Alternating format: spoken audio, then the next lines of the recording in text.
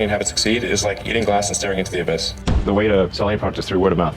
When we first started out, I think our ambitions were really quite low. It was really to make enough money to pay the rent. Top 10, I got a top 10. Got my motivation high for my top 10.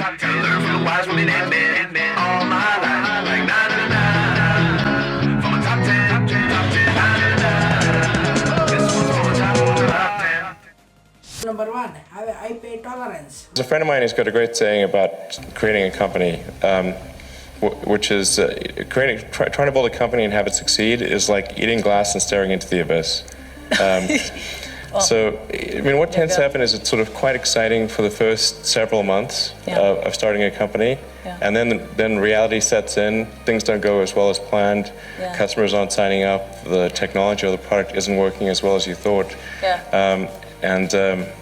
And then that can sometimes be compounded by a recession, and it can be very, very painful for several years. So I think, frankly, starting a company, I would advise people to have a high pain tolerance. Number two, generate the word of mouth. How, aside from making great products, how do you get people excited about Tesla? There's a lot of people I know and that I talk to who are just intrigued and interested and excited about Tesla as a company. The thing I really focus on at Tesla is like really put all of my money into and attention into trying to make the product as compelling as possible. So, because I think that really the way to sell any product is through word of mouth. So if somebody gets the car, they really like it, and actually the key is like to have a product that people will love. And generally people, if they're at a party or talking to friends or whatever, you'll talk about the things that you love. But if you just like something, it's okay. You're not going to care that much. But if you get love the reactions from the highs and the lows, so you got to make sure people really love it.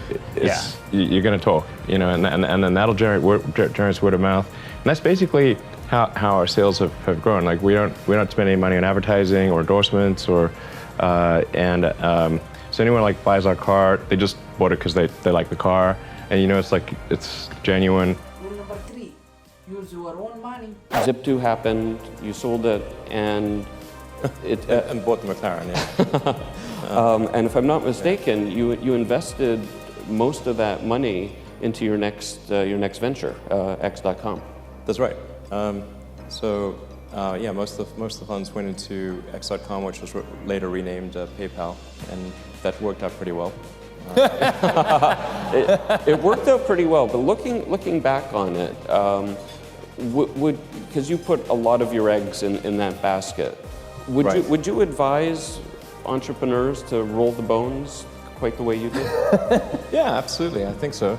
I think it's worth investing your own capital in what you do. I don't believe in the sort of other people's money thing. I think if you're not willing to put your own assets at stake, then you shouldn't ask other people to do that. Rule number four, ignore the competitors. We don't think too much about what competitors are doing. Just because I think it's important to be just focused on making the best possible products. It's sort of maybe analogous to what they say about if you're in a race. Don't worry about what the other runners are doing. Just run. There are just times when something is important enough, you believe in it enough that you do it in spite of the fear. Rule number five, find your drive. You're 47. What is the likelihood that you personally will go to Mars? 70%. We've recently made a number of breakthroughs that I'm just really fired up about. And when does that happen? In our lifetimes? Yeah.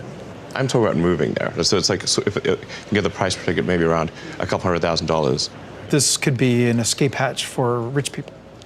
No, your probability of dying on Mars is much higher than Earth. Really, the app of going to Mars would be like Shackleton's app of going to the Antarctic. It's going to be hard. There's a good chance of death. Going in a little can through deep space. You might land successfully. Once you land successfully, there will be you'll be working nonstop to build the base. So you're not much time for leisure. And once you get there, even after doing all this, it's a very harsh environment, so there's a good chance you die there.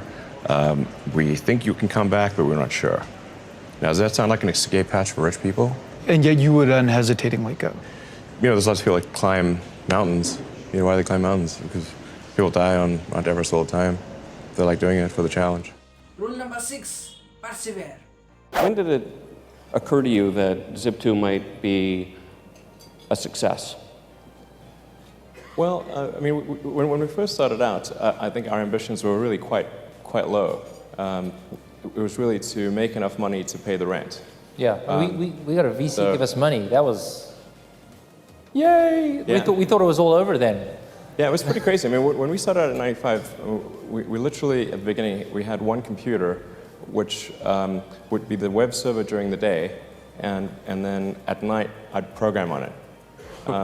And we'd sleep in the office. Yeah, we couldn't afford to have an apartment. It was cheaper to rent the office than to rent an apartment, so we just rented the office and slept in the office and showered at the YMCA. Showered at the YMCA.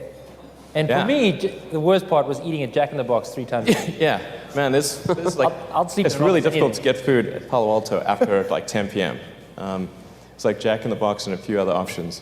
So we rotated through the Jack in the Box menu. Through the end of '95, that's essentially we're just sleeping in the office and showering at the YMCA. And then around the end of '95 is when Netscape went public. And then whether or not somebody knew what the internet was, they knew that you could make money on the internet somehow, or even if it's only on the greater fool theory. So when we went and talked to venture capitalists in early '96, there was a much greater interest in what we were doing. In fact, the round closed in like maybe a week or something. It was crazy. Yeah, we went from sleeping in the office to people throwing, again, this is a financial crowd, so you guys see these numbers every day, but for us to hear, we'll give you $3 million. Yeah, it sounded extremely, we thought they were crazy. Like, why would they do that? It was literally like, these people are insane. They obviously do not realize we're sleeping in the office. In fact, when they did fund us, they realized that we were illegal immigrants. Well, yes, we were. I'd say it was a gray area. Yeah, yes, we were. We were illegal immigrants. We were sleeping in the office. We didn't have a car. We had one car, but the wheel kept falling off. But, well, actually, yeah, the wheel did actually fall off the car. Yes, exactly.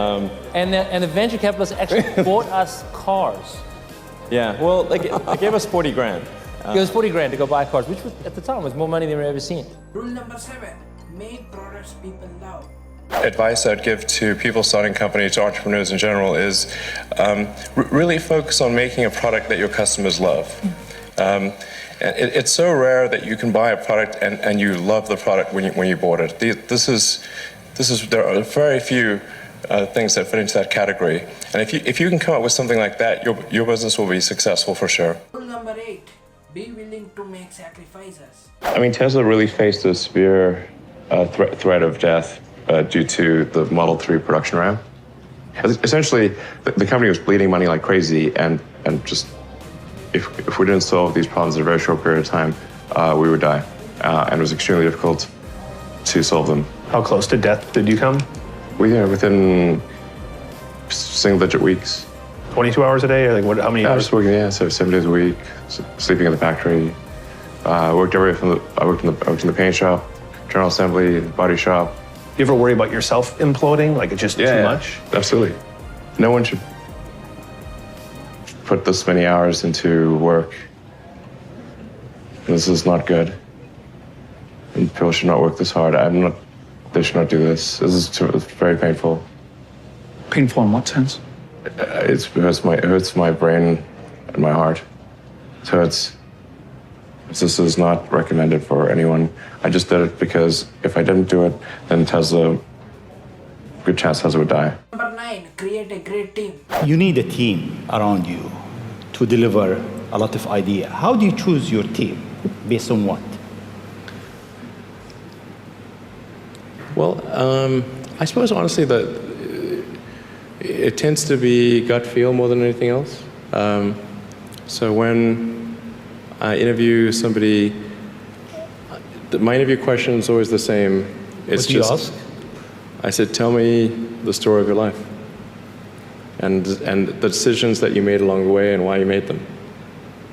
And then,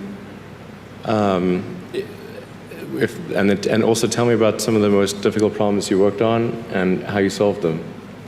And That question, I think, is very important because the people that really solve the problem, they know exactly how they solved it. They know the little details. And the people that pretended to solve the problem, they can maybe go one level and then they get stuck. Rule number 10, have a fun.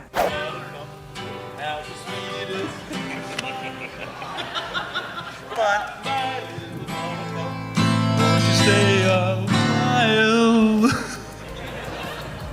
Come with me where moonbirds hit the sky. And then you'll walk with me along the by on by. Okay, all together now. My little buttercup. My little buttercup has the sweetest smile. My little buttercup, where do you stay a while? Won't you stay a while? Moonbeams meet the sky, and you and I will walk the by on by. Well, this is really winning. If you want me to make a video on secrets of other successful people, comment their name and I will do it in next videos. And subscribe the channel and stay tuned for the next wonderful videos.